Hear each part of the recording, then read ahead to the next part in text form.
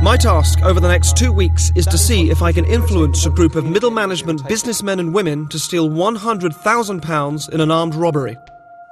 The process begins with a motivational seminar. I have 5 hours to plant the seeds that will lead to the heist. Along the way, there are various levels at which I'm working. Make yourself feel confident about something simply By playing to their natural suggestibility, I encourage them to believe that hypnosis is a real tool which I'm using to cement their new skills.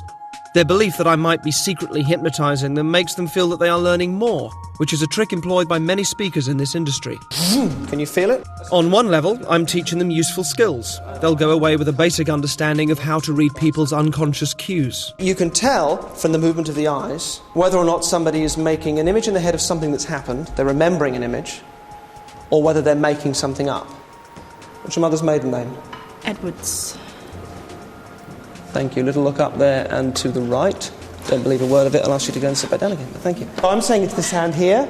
However, face the front for me and just open the hand that contains the coin. Show them the coin on the palm of your hand. Good. Do that. 2 minutes. It helps if you stand up as well. That one's lower down. Move the person around. And now you're deliberately forcing yourself to look there. You looked there first time, so it's got to be that one. Well done.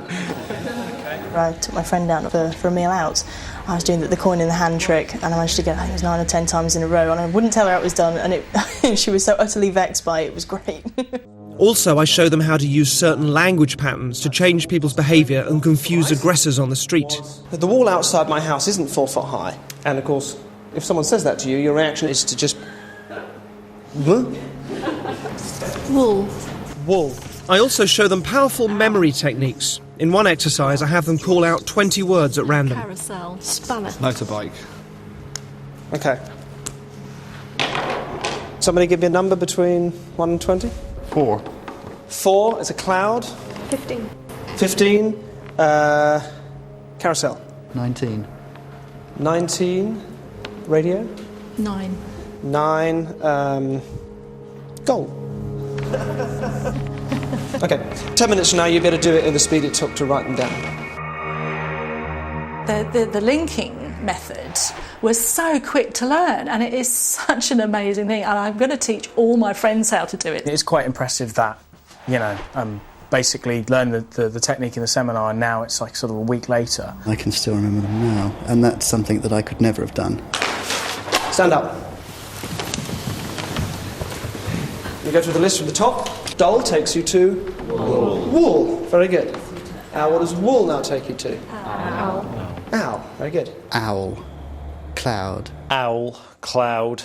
Toaster. Toaster. Avocado. Avocado then takes you to... Escalator. Joist. Goal. Pyramid. Portrait. Purse. Goal, pyramid, portrait, purse. Biscuit. Snow. 15 was carousel, 16 was laptop. Laptop. Steak. Spanner. Steak, spanner, radio and motorbike. Radio, motorbike. Excellent. Is that right? And after radio comes motorbike. Give yourselves a round of applause. Well done.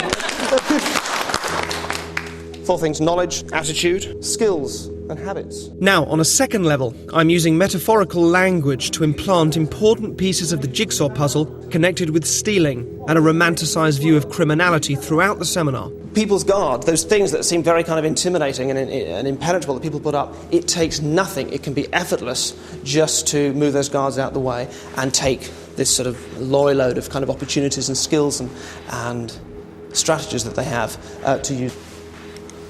Right, let's go past that. Anchoring. That's great. Anchoring is stealing an emotion, stealing a response. Importantly, and on a third level, I introduced the idea of triggering emotional states. This will be of central importance to the persuasion process. I tell them to remember times when they felt highly motivated, and then to amplify the feeling. Can you feel it? It amplifies as it goes around. Each time that it goes around, it boosts you, and you get the feeling more and more. I then attach it to the trigger of rubbing their legs. Hold that feeling as you rub your leg. Keep the feeling there getting stronger and stronger. After a few repetitions, they can create the motivated state on command just by rubbing. And the more they do it, the stronger the association becomes. All adverts do this. It's classic stuff. It's show you sexy, sexy people, make those images bigger, brighter, closer, bring you into it, that sort of thing. Elicit the emotion that we'd like you to attach to this product. Got that, feeling that, great. And there's the product name, and then it goes away. That's an anchor. You're going to give your gifts. These will be of use later on, don't worry about them now, but these all represent something important to you, so thank you very much. I give them a realistic toy gun each, to apparently symbolise their new role as thought criminals. 4 of the subjects will need these guns in a couple of weeks. I also give them a CD each, which I say contains subliminal messages they must listen to every day. Their belief that I can influence them without them being aware of it is vital to the process. The CDs are in fact blank. They're all pretty similar, but... Can you load it on your iPod? Yes. Yes. Yes, absolutely. You can put it on your iPod. What I want to do now with you is just a consolidation kind of exercise before you go. In the style of such seminars, we finish with a group visualization. Here I shift the focus of the seminar towards motivation and an attitude of just do it, and reiterate the language of criminality. When a toddler just sees something, wants it, and goes and gets it, nothing kind of stands in its way. There's just that sense of just do it, just get it, and it's like a green light that just says go. Just do it. I also transfer the rubbing leg trigger across to a piece of music. Bring the feeling back. Keep it going. Whenever you hear that music in your head, you can just go for it. So they practiced that a few times, and then I know that just by playing that piece of music, Can You Feel It by the Jackson 5, that it will trigger a very motivational state in them. And then much of the process to come will have to do with manipulating that association for my real agenda. But for now, the piece of music and the colour green and that do it phrase are all very powerful triggers for them. What I'd like you to do, after we've done this and we've finished here, you're going to go off and there's a sort of a pub a little way down, you're going to go off and have a drink.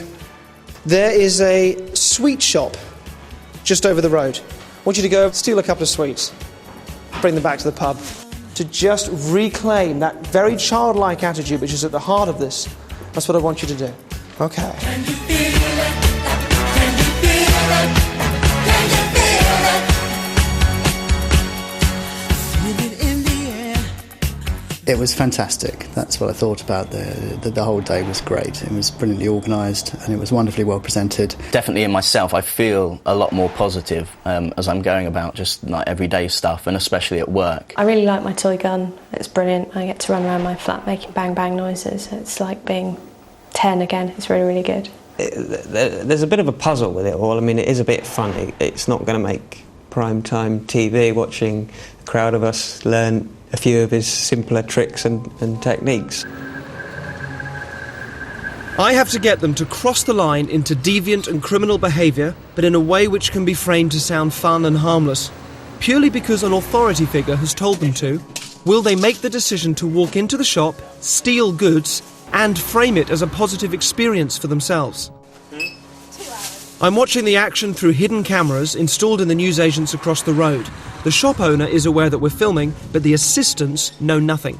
I wasn't thinking it was going to be a real shop. When I got in there, I realised that it wasn't as easy as I thought it'd be. All the staff were standing right by the sweets. We were being asked to do something that was actually against the law. They don't know that this is being filmed for the show, but they are aware that they may be caught on the shop's security cameras and that what they're doing is illegal.